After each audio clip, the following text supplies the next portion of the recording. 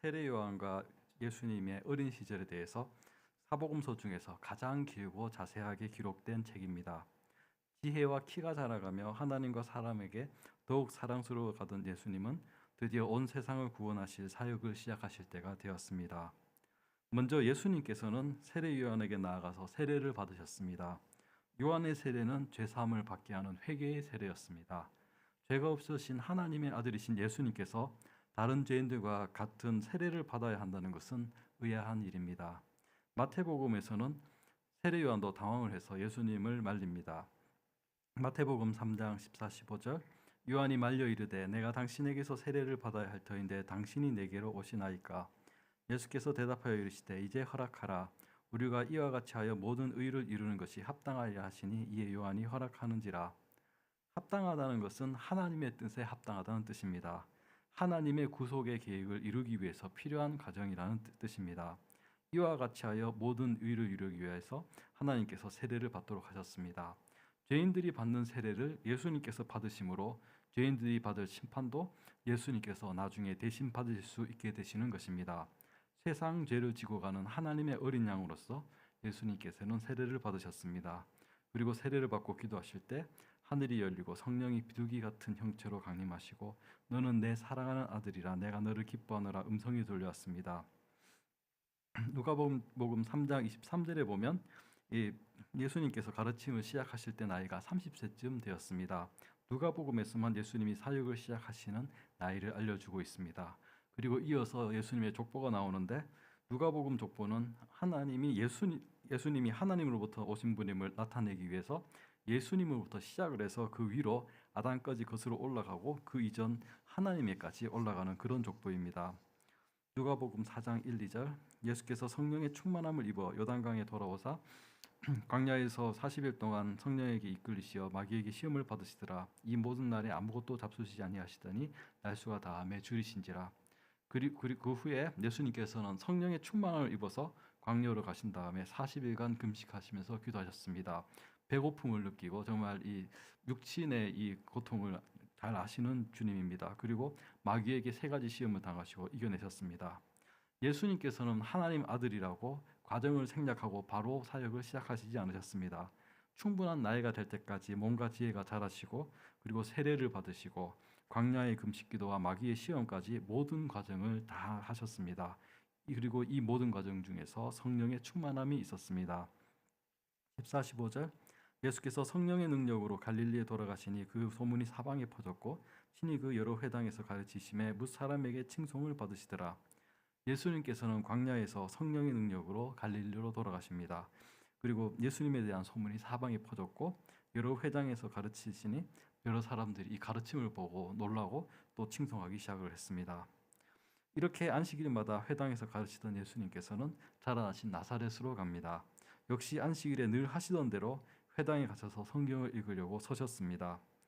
16, 17절 예수께서 그 자라나신 곳 나사렛에 이르사 안식일에 늘 하시던 대로 회당에 들어가서 성경을 읽으려고 서심해 선지자 이사야의 글을 들이거늘 책을 펴서 이렇게 기록된 데를 찾으시니.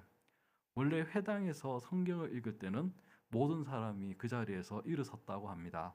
하나님 말씀을 듣는데 앉아서 들을 수 없다는 이유였다고 합니다.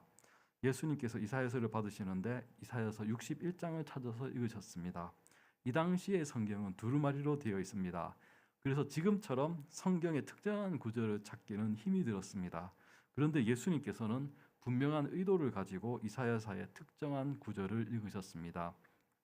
18, 19절 주의 성령이 내게 임하셨으니 이는 가난한 자에게 복음을 전하게 하시려고 내게 기름을 부으시고 나를 보내사 포로된 자에게 자유를 눈먼 자에게 다시 보게 함을 전파하며 눌린 자를 자유롭게 하고 주의 은혜의 해를 전파하게 하려 하심이라.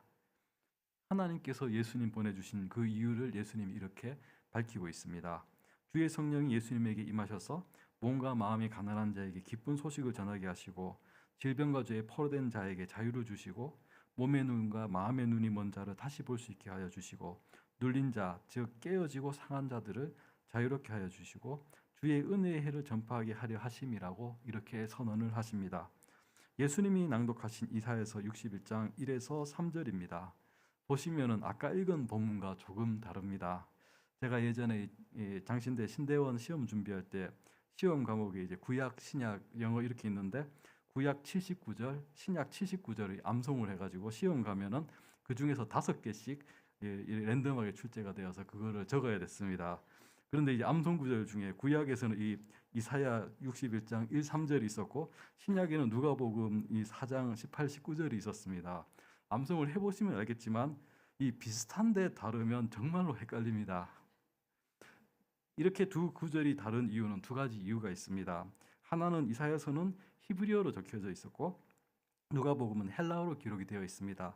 그래서 성경을 원문에서 한국어로 이렇게 번역을 하면서 언어의 차이로 인해서 단어 선택이나 어순이 조금씩 다릅니다. 그리고 다른 한 이유는 누가복음에서 이 2절 마지막 부분을 이사야 58장 6절하고 섞어놨습니다. 원래 이사야서 60장은 바벨론의 포로 같은 자들이 돌아갈 것에 대한 예언입니다.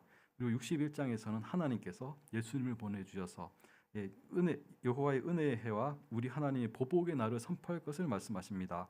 하나님을 믿고 기다렸던 사람에게는 은혜가 있고 하나님이 안 계신 것처럼 살았던 사람에게는 보복의 날, 심판이 있을 거라는 말씀입니다. 그런데 지금 예수님께서는 이 공생애를 지상에서의 사역을 시작을 하고 계십니다. 그래서 그 은혜에 강조하기 위해서 심판의 이야기를 빼고 이사야 58장 6절에 주의 은혜의 해를 전파하리라 희년에 대한 말씀을 하고 있습니다. 예수님께서 이렇게 성경 봉독을 마치시고 앉으셨습니다. 원래 회당에서 이 봉독을 할 때는 모두가 서서 이렇게 읽었지만 이 말씀을 가지고 또 설교를 할 때는 앉는 것이 관습이었습니다. 그래서 예수님께서 앉으시니까 사람들이 예수님이 과연 이 성경 구절을 가지고 어떤 가르침을 내리실까 궁금해서 다 주목해서 봅니다. 21절 이에 예수께서 그들에게 말씀하시되 이 글이 오늘 너희 귀에 응하였느니라. 언젠가가 아니라 오늘 너희 귀에 응하였느냐 말씀하십니다. 바로 이 순간 하나님 말씀이 이루어진다고 선언하십니다. 예수님 안에서 하나님의 은혜의 때가 지금 시작되었다. 정말 역사적인 순간이고 역사적인 선언이었습니다. 그런데 그때 그 선언을 듣고 있던 그 자리에 있던 사람들은 어떻게 반응을 했습니까? 이 말씀을 듣고 은혜로운 말을 놀랍게 여기는 사람들이 말합니다. 22절 그들이 다 그를 증언하고 그 입으로 나오는 바 은혜로운 말을 놀랍게 여겨 이르되 이 사람이 요셉의 아들이 아니냐. 이 놀랍게 여겼다는 건 여기서는 감격이 아닙니다. 의아하게 여기는 겁니다. 이 사람이 요셉의 아들이 아니냐. 예수님은 성령으로 말씀하고 계시는데 이들은 사람을 보고 있습니다. 이 반응이 사실 그렇게 부정적인 반응은 아니었던 것 같습니다. 어떻게 보면 대견해하는 거라고 볼 수도 있습니다. 우리가 이 요셉 아들을 어렸을 때부터 봤는데 언제 이렇게 성장해서 참 성경도 잘 읽고 은혜로운 말씀도 잘하네 이런 반응이었을 수도 있습니다. 하지만 이들은 자신들이 예수님을 잘 알고 있다는 생각 때문에 그보다 더 깊게 들어가지 못합니다. 예수님이 어떤 분이신지 그 선언이 어떤 의미인지 알아차리지 못한 것입니다. 23, 24절 예수께서 그들에게 이르시되 너희가 반드시 의사야 너 자신을 고치라 하는 속담을 인용하여 내게 말하기를 우리가 들은 바 가버나움에서 행한 일을 내 고향 여기서도 행하라 하리라. 또 이르시되 내가 진실로 너희에게 이르노니 선지자가 고향에서는 환영을 받는 자가 없느니라. 거기 있던 사람들이 예수님에게 이런 속담을 인용을 했던 것 같습니다. 의사야 너 자신을 고치라. 그리고 자신들이 소문으로 예수님이 가버나움에서 놀라운 일을 행하셨다는데 그러면 고향인 여기서도 보여주라 이렇게 이야기를 한 겁니다. 뭔가 좀 신기한 거를 볼 걸 기대한 것 같습니다. 그들에게 예수님께서는 선지자가 고향에서는 환영을 받는 자가 없다고 말씀하십니다. 그리고 그 예로서 엘리야 때 시돈 땅 사렙다 과부와 엘리사 때 수리아 사람 나아만의 이야기를 들려주십니다. 예수님께서 고향에서 배척을 받으시고 선지자가 고향에서는 환영을 받지 못한다고 하신 것은 사복음서에 모두 나옵니다. 하지만 이 사렙다 과부와 수리아 사람 나아만 두 이방인 이야기는 누가복음에서만 나옵니다. 이것은 누가복음에서 이어지는 사도행전에서 사도 바울과 복음을 전하는 자들이 안식일에 회당에서 복음을 전했을 때 유대인들은 받아들이지 못하고 오히려 이방인들이 그 복음을 감사하게 받았던 것을 떠올리게 합니다. 28, 30절 회당에 있는 자들이 이것을 듣고 다 크게 화가 나서 일어나 동네 밖으로 쫓아내어 그 동네가 건설된 산 낭떠러지까지 끌고 가서 미쳐 떨어뜨리고자 하되 예수께서 그들 가운데로 지나서 가시니라. 회당에 있던 사람들이 이 말을 듣고 크게 화가 났습니다. 유대인들은 하나님의 선택을 받은 민족이라는 자부심이 아주 강합니다. 그런데 이방인들이 오히려 선지자를 환영하고 하나님의 은혜를 입었다는 이야기를 들으니까 자신들이 이방인들보다 못하다는 것까지 들려서 기분이 안 좋았습니다.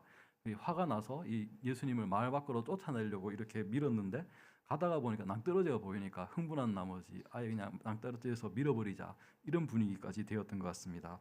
하지만 예수님께서는 그들 가운데로 지나서 그 자리를 떠나십니다. 결국 예수님께서는 이렇게 고향을 떠나서 다시 갈릴리의 가버나움으로 가셔서 안식일에 가르치십니다. 31, 32절 갈릴리의 가버나움 동네에 내려오사 안식일에 가르치심에 그들이 그 가르치심에 놀라니 이는 그 말씀이 권위가 있음이로라. 예수님의 어린 시절을 모르는 사람들, 가버나움 사람들은 예수님의 가르침에 놀랍니다. 그 말씀에 권위가 있었기 때문입니다. 그 회당에 더러운 귀신이 들린 사람이 있었는데 오히려 그 귀신은 예수님이 누군지를 알아보았고 예수님께서 그를 꾸짖어 그 사람에게서 나오게 하십니다. 가버나움 회당의 사람들은 예수님께서 권위와 능력으로 귀신을 명하여 나가시게 하는 것을 보고 놀랐습니다. 예수님께서는 세례와 기도와 시험을 거치신 후 성령의 능력으로 사역을 시작하셨습니다. 성령의 인도하심에서 가르치셨습니다. 하나님의 일은 언제나 기도로 성령의 능력으로 시작이 되어야 합니다. 정말 우리가 하나님 일이라고 다 순조롭고 빠르게 이렇게 진행되는 것은 아닙니다. 예수님이 오심으로 구약의 예언이 성취되었습니다. 오늘 너희 귀에 응하였느니라. 이 말씀은 이 시간 우리에게도 동일하게 선포됩니다. 가난한 자에게 복음을, 포로된 자에게 자유를, 눈먼 자에게 다시 보게 함을, 눌린 자에게 자유를 선포하는 주의 은혜의 해가 우리에게도 왔습니다. 참 감사한 일입니다. 그리고 익숙해진다는 것이 어떤 경우에는 참 곤란한 일입니다. 우리가 오랫동안 익숙해져서 성경을 읽고 말씀을 들을 때 하나님께서 지금 우리에게 하시는 말씀이 무엇인지 듣지 못할 때가 있습니다. 이 익숙함의 벽을 넘어서 말씀을 더 깊이 있게 파고들고 귀를 기울이고 마음을 열어서 지금 하나님이 하시는 말씀을 잘 듣는 그런 우리가 되기를 바랍니다.